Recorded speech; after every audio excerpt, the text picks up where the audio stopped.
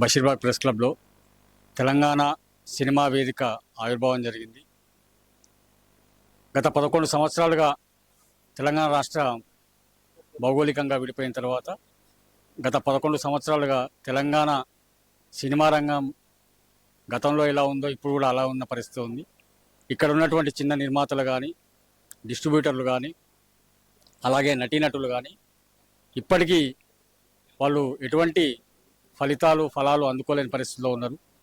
కాబట్టి వెంటనే తెలుగు సినిమాలో ఉన్నటువంటి తెలంగాణ వాటాకు రావాల్సినటువంటి అన్ని అంశాలను కూడా బైఫర్కేషన్ చేసి ఇక్కడ ఉన్న వాళ్లకు అవకాశాలు కల్పించాలని డిమాండ్ చేస్తూ ఇక్కడ మేము ఈ తెలంగాణ సినిమా వేదిక ఏర్పాటు చేయడం జరిగింది.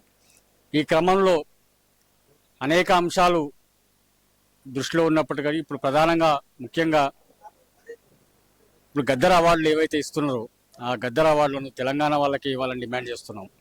ఎందుకంటే గతంలో కూడా అనేక అంశాల్లో ఈ నటీనటులకు, నిర్మాతలకు ఇబ్బంది జరిగింది.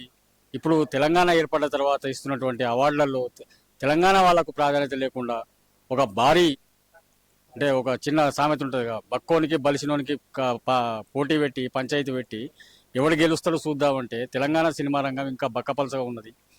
వాళ్ళకి అవకాశాలు లేవు. అలాంటి ఆంధ్ర సీమ పెట్టుబడిదారుల నుంచి ఉన్నటువంటి సినిమాలు ఏవైతే ఉన్నాయో ఇక్కడ తెలంగాణ సినిమాను నాశనం చేస్తున్న పరిస్థితి ఉన్నది.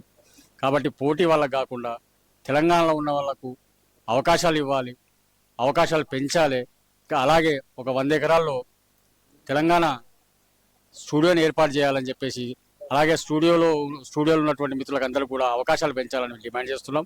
అలాగే ప్రధానంగా ఇంకొక అంశం ఏంటంటే తెలంగాణ ఫిలిం ఛాంబర్లో లేదా తెలుగు ఫిలిం ఛాంబర్ అని చెప్పబడుతున్న ఏదైతే ఉందో ఫిలిం నగర్లో అక్కడ తెలంగాణ తల్లి విగ్రహాన్ని ఏర్పాటు చేయాలని డిమాండ్ చేస్తున్నాం. అలాగే ప్రభుత్వం తక్షణమే సినిమా రంగం మీద తమ పాలసీని ప్రకటించాలని డిమాండ్ చేస్తున్నాం.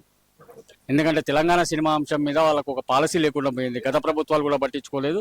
తెలంగాణ ఏర్పడిన తర్వాత ఇప్పుడున్న ప్రభుత్వం కూడా ఆ విషయం మీద దృష్టి పెట్టి తక్షణమే తెలంగాణ సినిమా పాలసీని ప్రకటించాలి.